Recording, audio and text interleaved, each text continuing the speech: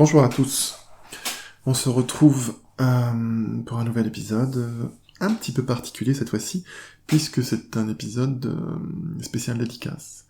Spécial dédicace à un auteur suisse qui s'appelle Béatrice Corti-d'Alpha, et qui vient de sortir son second recueil de haïku. Donc, j'avais envie de vous le présenter, on va en lire des extraits, pour peut-être vous donner l'envie de le commander.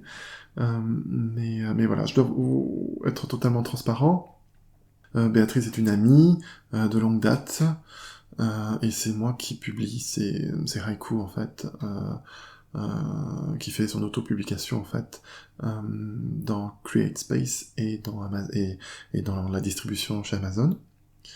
Et donc voilà, mais comme ça, vous le saurez. Nous sommes donc complices depuis des années, depuis une époque lointaine, l'époque du cercle du thé. C'était une petite association, pas vraiment une association, vraiment une mailing list en fait. Il y a presque plus de 10 ans maintenant. C'était presque pas tellement les balbutiements d'internet, mais pas loin. Et des gens qui se retrouvaient autour du thé, la pratique du thé, japonais, chinois, indienne aussi. Et voilà, des sacrées personnalités se retrouver sur ce cercle, et j'ai appris beaucoup à leur contact, et passé des très bons moments, puisque ce cercle se rencontrait de temps en temps. Alors on ne le cherchait plus parce que je crois qu'il a disparu, mais ses membres sont toujours vivants, et se retrouvent encore de temps en temps. J'ai gardé, en ce qui me concerne, beaucoup d'amis de cette époque, et en particulier Béatrice. Donc voilà. Donc je fais les publications, mais elle a gentiment accepté que je fasse aussi les illustrations pour ces deux recueils, puisque c'est son deuxième. J'avais déjà fait le premier qui s'appelle Thé dans les nuages, Haiku et Tanka, que vous pouvez trouver sur Amazon. Et là, celui-ci s'appelle Lune, au pluriel, Lune du 3e mois. Voilà, un recueil de haïku. Donc, si vous avez envie de voir les illustrations, j'en posterai quelques-unes comme ça sur Instagram, puisque je viens de commencer un compte où je mets un petit peu les illustrations. Mais voilà, je vais vous lire quelques exemples. Le parfum du thé, dans la clarté de la lune, un accord parfait. Donc on retrouve le thé là, dont je viens de vous parler. Je crois que Béatrice a dû boire du thé chaque jour de sa vie. Un autre, la petite source, qui jaillit de la montagne, deviendra nuage. Vague de chaleur, long roulement de tambour et feu d'artifice. Les poissons aveugles qui vivent dans les abysses, jamais la lumière. 3 fois le corbeau, traversant le ciel d'été, son cri rauque et sûr. La nuit agitée, au réveil, la maladie efface les rêves. Rafale de vent, l'hiver dans tous ses états, le grand pain vacille. Trop de morphine, et la malade oublie de compter les jours.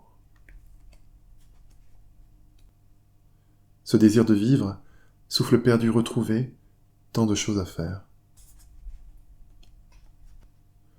L'esprit virevolte, léger comme un papillon au-dessus du corps. Voilà, je ne vais pas tout vous lire, bien sûr, c'est peut-être à vous de les découvrir. Mais, petit bonus, on va revenir sur son premier recueil, qui s'appelle donc Thé dans les nuages, encore le thé, toujours, Béatrice. Alors, je vais vous en lire quelques-uns comme ça, choisis. Au fond du jardin, l'oisillon tombé du nid, petit tas de plumes.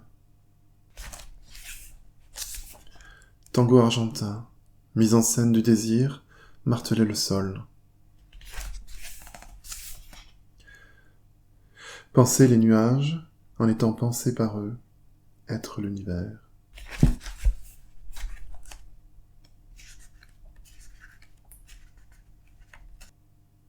ce feu d'artifice qui crépite dans mon cœur, fête de l'été.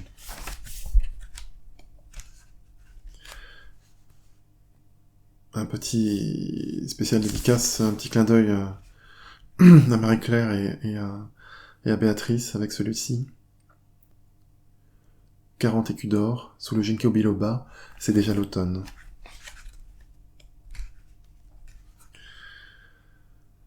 Flocons tous pareils, nostalgie cristalline, cette nuit encore. Recherche du sens, la mémoire décousue n'offre que du vide.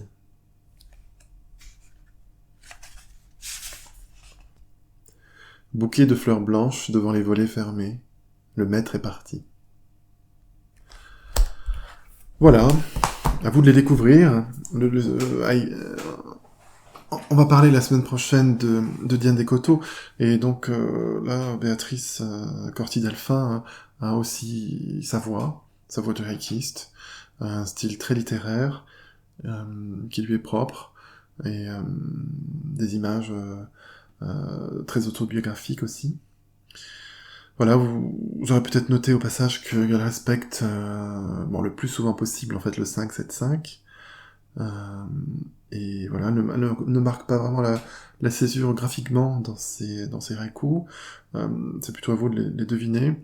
Bon, elle fait souvent donc les formes classiques, hein, c'est-à-dire césure au premier vers ou alors au deuxième vers, ou alors deux césures dans le tercet. Voilà, j'espère que ça vous aura plu, que ça vous aura peut-être donné l'envie de les commander. Voilà, je vous embrasse tous et je vous dis à très bientôt pour un nouvel épisode.